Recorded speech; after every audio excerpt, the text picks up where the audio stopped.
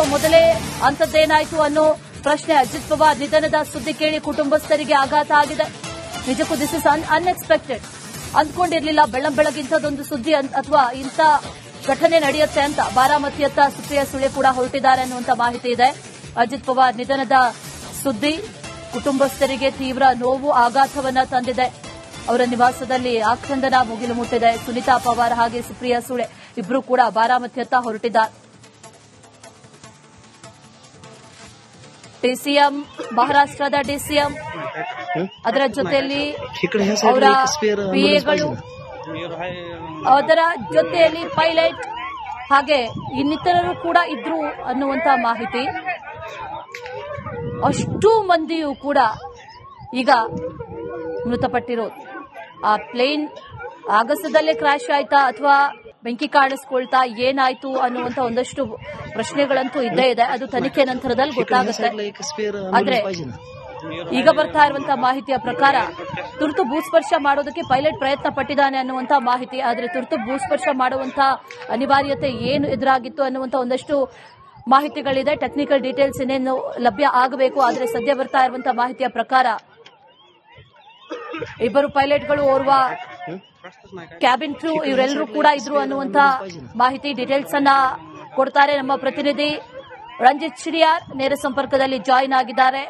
ರಂಜಿತ್, ಬಹಳ ದುರ್ದೈವದ ಸಂಗತಿ, ಯಾರು ಕೂಡ ನಿರೀಕ್ಷೆ ಕೂಡ ಮಾಡಿರ್ಲಿಕ್ಕಿಲ್ಲ ಅಂಥದ್ದೊಂದು ಸುದ್ದಿ. ಈಗ ಮಹಾರಾಷ್ಟ್ರದ ಡಿಸಿಎಂ ಸೇರಿ 6 ಮಂದಿಯೂ ಕೂಡ ಮೃತಪಟ್ಟಿದ್ದಾರೆ ಅನ್ನುವಂತ ಮಾಹಿತಿ. ಯಾರ್ಯಾರಿದ್ರು ಈ ಖಾಸಗಿ ವಿಮಾನದಲ್ಲಿ, ಅದರ ಜೊತೆಯಲ್ಲಿ ಯಾವ ಕಂಪನಿಗೆ ಸೇರಿದ್ದು, ಟೆಕ್ನಿಕಲ್ ಡೀಟೇಲ್ಸ್ ಏನೇನು ಸಿಗ್ತಾ ಇದೆ ಈ ಸಂದರ್ಭದಲ್ಲಿ? ಖಂಡಿತವಾಗ್ಲೂ ಕೂಡ ಅಶ್ವಿನಿ, ನೋಡಿ 6 ಜನ ಮುಂಬೈನಿಂದ ಬಾರಾಮತಿ ಕಡೆಗೆ ಹೋಗ್ತಾ ಇದ್ದವರು. ಸಹಜವಾಗಿ ಉಪಮುಖ್ಯಮಂತ್ರಿಗಳು ಅಂತ ಹೇಳಿದ್ರೆ ಅವರ ಆಪ್ತ ಕಾರ್ಯದರ್ಶಿ ಜೊತೆಗಿರ್ತಾರೆ. ಜೊತೆಗೆ ಬೇರೆ ಯಾರಾದ್ರೂ ಮಂತ್ರಿಗಳಿದ್ರ ಅಥವಾ ಬೇರೆ ಯಾರಾದ್ರೂ ಇದ್ರ ಅನ್ನೋದ್ರ ಬಗ್ಗೆ ಮಾಹಿತಿ ಇನ್ನಷ್ಟೇ ಕಲೆ ಹಾಕಬೇಕಾಗಿದೆ. ಎಷ್ಟು ಜನ ಮುಂಬೈನಿಂದ ಹೊರಟಿದ್ರು ಬಾರಾಮತಿ ಕಡೆಗೆ ಅನ್ನೋದು ಮಾಹಿತಿ ಲಭ್ಯ ಆಗಬೇಕಾಗಿದೆ. ಬೆಳಗಿನ ಜಾವ ಇವರು ಎಲ್ಲಿಂದ ಮುಂಬೈನಿಂದ ಬಿಟ್ಟಿದ್ರು, ಬಾರಾಮತಿ ಕಡೆಗೆ ಅವರು ಹೊರಟಿದ್ರು. ವಿಶೇಷ ವಿಮಾನದಲ್ಲಿ ಅವರು ಹೊರಟಾಗ ಹವಾಮಾನ ವೈಪರೀತ್ಯ ಇತ್ತು ಅನ್ನೋದು ಈಗ ಪ್ರಾಥಮಿಕವಾಗಿ ಮಾಹಿತಿ ಲಭ್ಯ ಆಗಿದೆ.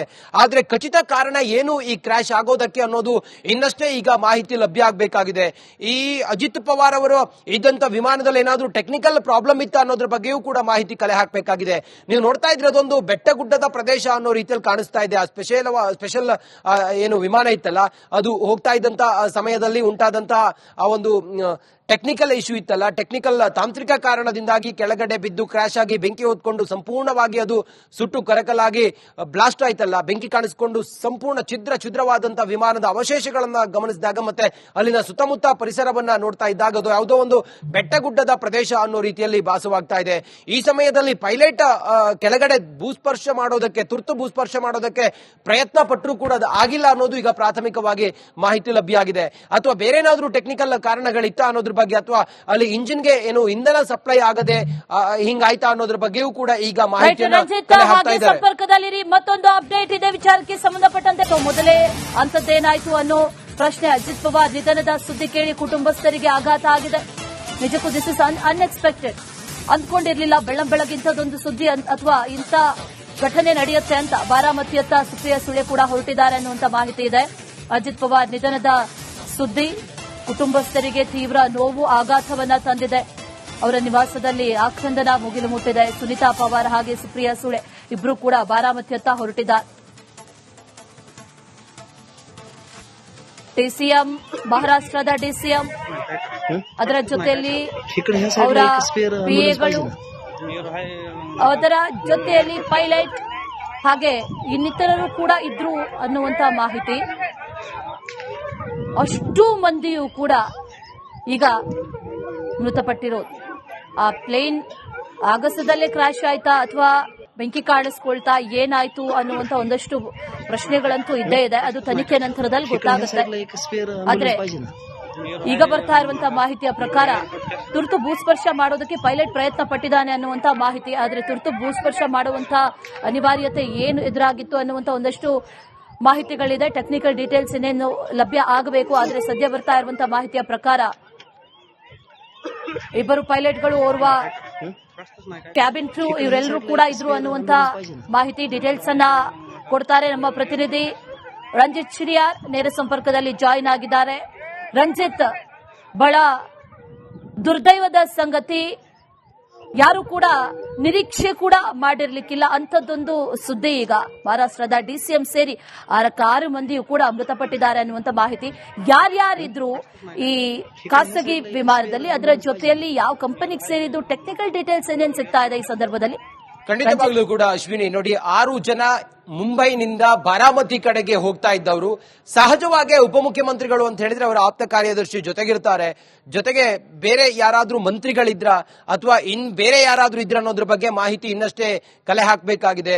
ಎಷ್ಟು ಜನ ಮುಂಬೈನಿಂದ ಹೊರಟಿದ್ರು ಬಾರಾಮತಿ ಕಡೆಗೆ ಅನ್ನೋದು ಮಾಹಿತಿ ಲಭ್ಯ ಆಗಬೇಕಾಗಿದೆ. ಬೆಳಗಿನ ಜಾವ ಇವರು ಎಲ್ಲಿಂದ ಮುಂಬೈನಿಂದ ಬಿಟ್ಟಿದ್ರು, ಬಾರಾಮತಿ ಕಡೆಗೆ ಅವರು ಹೊರಟಿದ್ರು, ವಿಶೇಷ ವಿಮಾನದಲ್ಲಿ ಅವರು ಹೊರಟಾಗ ಹವಾಮಾನ ವೈಪರೀತ್ಯ ಇತ್ತು ಅನ್ನೋದು ಈಗ ಪ್ರಾಥಮಿಕವಾಗಿ ಮಾಹಿತಿ ಲಭ್ಯ ಆಗಿದೆ. ಆದ್ರೆ ಖಚಿತ ಕಾರಣ ಏನು ಈ ಕ್ರಾಶ್ ಆಗೋದಕ್ಕೆ ಅನ್ನೋದು ಇನ್ನಷ್ಟೇ ಈಗ ಮಾಹಿತಿ ಲಭ್ಯ ಆಗಬೇಕಾಗಿದೆ.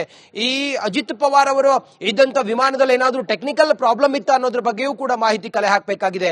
ನೀವು ನೋಡ್ತಾ ಇದ್ರೆ ಅದೊಂದು ಬೆಟ್ಟಗುಡ್ಡದ ಪ್ರದೇಶ ಅನ್ನೋ ರೀತಿಯಲ್ಲಿ ಕಾಣಿಸ್ತಾ ಇದೆ. ಆ ಸ್ಪೆಷಲ್ ಏನು ವಿಮಾನ ಇತ್ತಲ್ಲ, ಅದು ಹೋಗ್ತಾ ಇದ್ದಂತ ಸಮಯದಲ್ಲಿ ಉಂಟಾದಂತಹ ಆ ಒಂದು ಟೆಕ್ನಿಕಲ್ ಇಶ್ಯೂ ಇತ್ತಲ್ಲ, ಟೆಕ್ನಿಕಲ್ ತಾಂತ್ರಿಕ ಕಾರಣದಿಂದಾಗಿ ಕೆಳಗಡೆ ಬಿದ್ದು ಕ್ರಾಶ್ ಆಗಿ ಬೆಂಕಿ ಹೊತ್ಕೊಂಡು ಸಂಪೂರ್ಣವಾಗಿ ಅದು ಸುಟ್ಟು ಕರಕಲಾಗಿ ಬ್ಲಾಸ್ಟ್ ಆಯ್ತಲ್ಲ, ಬೆಂಕಿ ಕಾಣಿಸಿಕೊಂಡು ಸಂಪೂರ್ಣ ಛಿದ್ರವಾದಂತಹ ವಿಮಾನದ ಅವಶೇಷಗಳನ್ನ ಗಮನಿಸಿದಾಗ ಮತ್ತೆ ಅಲ್ಲಿನ ಸುತ್ತಮುತ್ತ ಪರಿಸರವನ್ನ ನೋಡ್ತಾ ಇದ್ದಾಗ ಅದು ಯಾವುದೋ ಒಂದು ಬೆಟ್ಟಗುಡ್ಡದ ಪ್ರದೇಶ ಅನ್ನೋ ರೀತಿಯಲ್ಲಿ ಭಾಸವಾಗ್ತಾ ಇದೆ. ಈ ಸಮಯದಲ್ಲಿ ಪೈಲಟ್ ಕೆಳಗಡೆ ತುರ್ತು ಭೂಸ್ಪರ್ಶ ಮಾಡೋದಕ್ಕೆ ಪ್ರಯತ್ನ ಪಟ್ಟರೂ ಕೂಡ ಅದು ಆಗಿಲ್ಲ ಅನ್ನೋದು ಈಗ ಪ್ರಾಥಮಿಕವಾಗಿ ಮಾಹಿತಿ ಲಭ್ಯ ಆಗಿದೆ. ಅಥವಾ ಬೇರೆ ಏನಾದ್ರೂ ಟೆಕ್ನಿಕಲ್ ಕಾರಣಗಳಿತ್ತ ಅನ್ನೋದ್ರ ಬಗ್ಗೆ, ಅಥವಾ ಅಲ್ಲಿ ಇಂಜಿನ್ಗೆ ಏನು ಇಂಧನ ಸಪ್ಲೈ ಆಗದೆ ಹಿಂಗಾಯ್ತಾ ಅನ್ನೋದ್ರ ಬಗ್ಗೆಯೂ ಕೂಡ ಈಗ ಮಾಹಿತಿ ಸಂಪರ್ಕದಲ್ಲಿ. ಮತ್ತೊಂದು ಅಪ್ಡೇಟ್ ಇದೆ ವಿಚಾರಕ್ಕೆ ಸಂಬಂಧಪಟ್ಟಂತೆ. ಮೊದಲೇ ಅಂತದ್ದೇನಾಯ್ತು ಅನ್ನೋ ಪ್ರಶ್ನೆ. ಅಜಿತ್ ಪವಾರ್ ನಿಧನದ ಸುದ್ದಿ ಕೇಳಿ ಕುಟುಂಬಸ್ಥರಿಗೆ ಆಘಾತ ಆಗಿದೆ. ನಿಜಕ್ಕೂ ದಿಸ್ ಇಸ್ ಅನ್ಎಕ್ಸ್ಪೆಕ್ಟೆಡ್. ಅಂದ್ಕೊಂಡಿರ್ಲಿಲ್ಲ ಬೆಳ್ಳಂಬೆಳಗಿಂತದೊಂದು ಸುದ್ದಿ ಅಥವಾ ಇಂಥ ಘಟನೆ ನಡೆಯುತ್ತೆ ಅಂತ. ಬಾರಾಮತಿಯತ್ತ ಸುಪ್ರಿಯಾ ಸುಳೆ ಕೂಡ ಹೊರಟಿದ್ದಾರೆ ಅನ್ನುವಂತ ಮಾಹಿತಿ ಇದೆ. ಅಜಿತ್ ಪವಾರ್ ನಿಧನದ ಸುದ್ದಿ ಕುಟುಂಬಸ್ಥರಿಗೆ ತೀವ್ರ ನೋವು, ಆಘಾತವನ್ನ ತಂದಿದೆ. ಅವರ ನಿವಾಸದಲ್ಲಿ ಆಕ್ರಂದನ ಮುಗಿಲು ಮುಟ್ಟಿದೆ. ಸುನೀತಾ ಪವಾರ್ ಹಾಗೆ ಸುಪ್ರಿಯಾ ಸುಳೆ ಇಬ್ಬರು ಕೂಡ ಬಾರಾಮತಿಯತ್ತ ಹೊರಟಿದ್ದಾರೆ. ಡಿಸಿಎಂ, ಮಹಾರಾಷ್ಟ್ರದ ಡಿಸಿಎಂ, ಅದರ ಜೊತೆಯಲ್ಲಿ ಅವರ ಪಿಎಗಳು, ಅದರ ಜೊತೆಯಲ್ಲಿ ಪೈಲಟ್ ಹಾಗೆ ಇನ್ನಿತರರು ಕೂಡ ಇದ್ರು ಅನ್ನುವಂತ ಮಾಹಿತಿ. ಅಷ್ಟು ಮಂದಿಯೂ ಕೂಡ ಈಗ ಮೃತಪಟ್ಟಿರೋದು. ಆ ಪ್ಲೇನ್ ಆಗಸದಲ್ಲೇ ಕ್ರಾಶ್ ಆಯ್ತಾ ಅಥವಾ ಬೆಂಕಿ ಕಾಣಿಸ್ಕೊಳ್ತಾ ಏನಾಯ್ತು ಅನ್ನುವಂತ ಒಂದಷ್ಟು ಪ್ರಶ್ನೆಗಳಂತೂ ಇದ್ದೇ ಇದೆ. ಅದು ತನಿಖೆ ನಂತರದಲ್ಲಿ ಗೊತ್ತಾಗುತ್ತೆ. ಆದ್ರೆ ಈಗ ಬರ್ತಾ ಇರುವಂತಹ ಮಾಹಿತಿಯ ಪ್ರಕಾರ ತುರ್ತು ಭೂಸ್ಪರ್ಶ ಮಾಡೋದಕ್ಕೆ ಪೈಲಟ್ ಪ್ರಯತ್ನ ಪಟ್ಟಿದ್ದಾನೆ ಅನ್ನುವಂತ ಮಾಹಿತಿ. ಆದ್ರೆ ತುರ್ತು ಭೂಸ್ಪರ್ಶ ಮಾಡುವಂತ ಅನಿವಾರ್ಯತೆ ಏನು